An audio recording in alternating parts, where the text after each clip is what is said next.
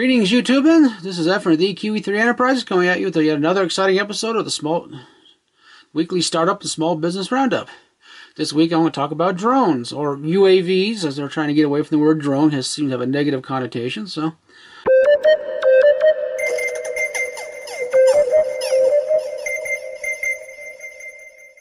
They're still considered drones, in my opinion, but I don't see anything wrong with that word. But hey, as I wandered around the internet researching drone startups and small businesses and whatnot, I started noticing the majority of the innovative companies focus not only on drones themselves, but the multitude of practical applications of drones, or UAVs.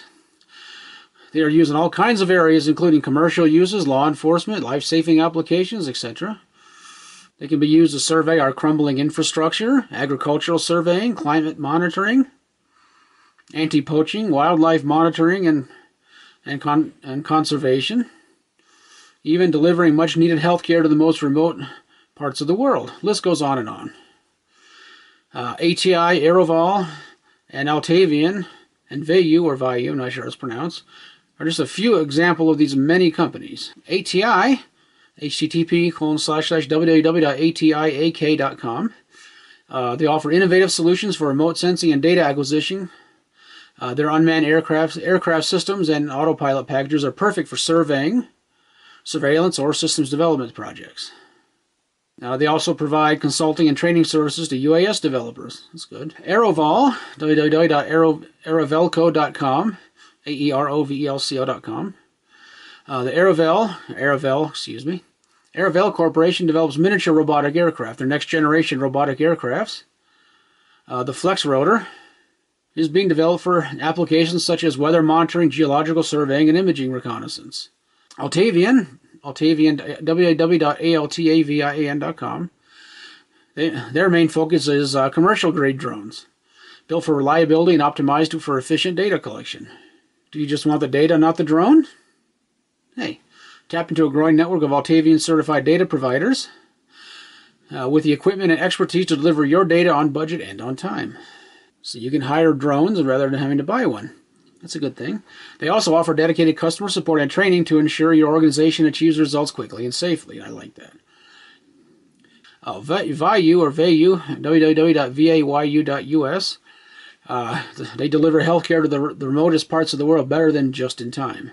So you can fly a drone, and of course in other countries the line of sight law doesn't apply like it does in this country, so you can fly quite distances to deliver stuff, especially much needed medication and whatnot. And if you have a commercial grade drone or a big enough drone, heck, you can fly just about anything. That's a good thing. Third world countries need some innovation like this.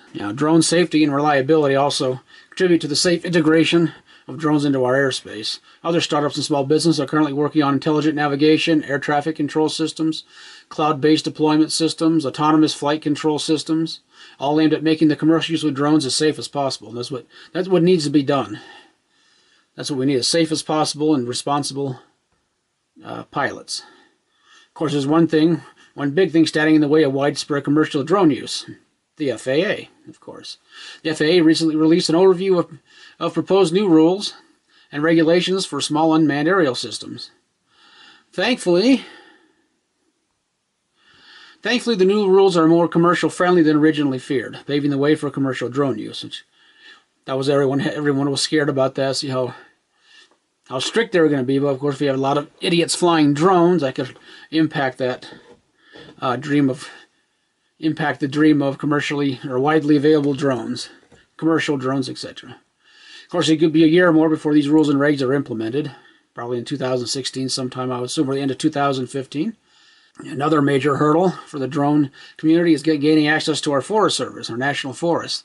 U.S. Forest Service has banned all drones used pending new rules and regulations. Let's hope so. I recently sent a proposal to the United States Forest Service concerning using drones in the U.S. forest for photography and videography use. Working with the FAA, if the FAA could come up with some kind of program where you can get, I guess you can call it licensed, for drone safety and knowledge, kind of like the concealed carry permits. You go to a 1-day or 2-day class, and you take the test and all that, and you get your permit. And it shows that you've gone through the class and you're familiar with the laws, etc. They should have something like that for drone use. And if you get that license, hopefully, maybe you could take it to the Forest Service and say, hey, I'd like to do some photography. Here's this permit. I'd like to buy a permit to film in the forest. Unfortunately, the permits they offer now for that, I believe it's for commercial filming, is like $1,500. That's like Hollywood level. What they really need to do is have different levels of permits, like for amateur photographers. Hey, I just bought a drone. I'd like to go and photograph in the forest. What do I need to do? Well, I need to have this safety and permit from the FAA, which they could offer. They could farm it out to other places to do the permit things. You get certified with the FAA to teach the classes, and okay, I'll get that permit, and it costs a few bucks, of course. Take that permit to the Forest Service. Here's my permit. I like to get, or my license, whatever. I like to get a permit to film in the forest or take pictures in the forest. You could have a yearly renewable one if you want to. If you're going to do it regularly, and they should be maybe part of the could be a small class or a thing where you have to go through to get familiar with the rules and stuff of the forest, no scaring the hell out of wildlife, etc.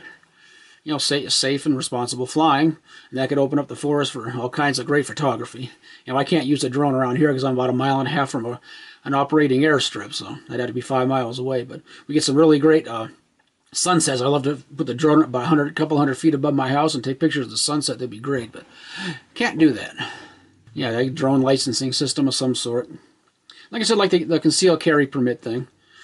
If you want to fly a drone, you can fly them, amateurs about anywhere, but if you want to take out Forest Service or any kind of commercial use, you should be able to get a permit of some sort where it shows that you're safe and responsible.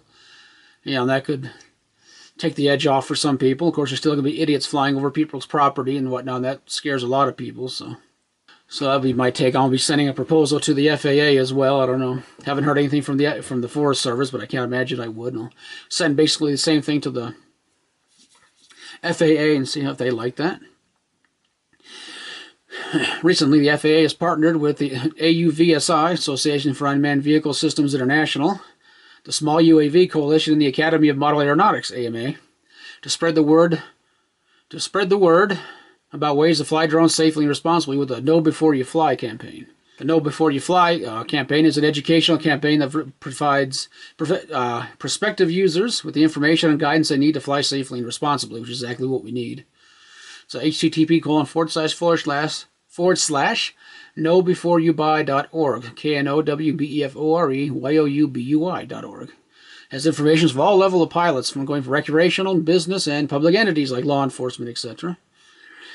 Because search and rescue, especially in this area, since we live in a national forest, would benefit greatly from having drones to help search, just part of their arsenal. There's always going to be idiot people that don't follow the rules and will inevitably give UAVs a bad name. But my hope is the amount of safe and responsible pilots rapidly increases. Proliferation of safety guidelines, rules, and regulations will hasten the widespread acceptance of UAVs. And I really do hope that, because someday I would like to own one. I'd love to use it for filming of vlogs, etc. Indoors, of course, or I have to go somewhere where I can vlog.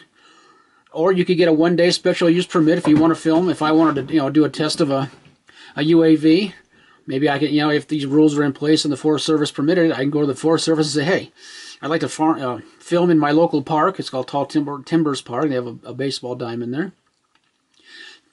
I'm a YouTube content producer. I'd love to, test out this drone. If I can get a one-day permit to do so, and if you have to, you can submit your video or something. Or, some proof that you're only there for a day, or you film on a certain day for so many hours during the daylight, of course. I wouldn't want to film at night. It would be kind of neat if it had night vision. Yeah, that'd be another problem with privacy. Flying drones at night with night vision. But that'd be neat to have something like that if I'm living in the forest, because I don't think the little planes that go to the airstrip over here go over to the park over here, but you never know. I'd have to find out flight paths, etc. But I don't know if they'll ever allow that, but it's something to work to, something to look forward to. These new technologies come out and they expand so fast, the governments and stuff can't hardly keep up with them, so they get paranoid and clamp down on it. That the rules and regs will catch up and won't, with all the responsible pilots and stuff, and Like I said, we have these classes to get people, licensed, at least, like I say, you show you've gone through a safety course and you know the rules and regs and safety and whatnot, and they give you like a test, a piloting test to make sure you're okay, that you don't actually crash it into something. That'd be a good thing, because that would make the FAA more comfortable with, with the newer technology, and hopefully the rules won't be so lax, and they'll refine the laws and the rules and regs as time goes on, as we show how responsible we are. And that's about it for this episode. Not a real long, in-depth episode. Hopefully next ones will be. And I think the next one, I'm going to look into the wonderful wide world of water cooling PCs. See what I can find out, what I can learn. Thank you.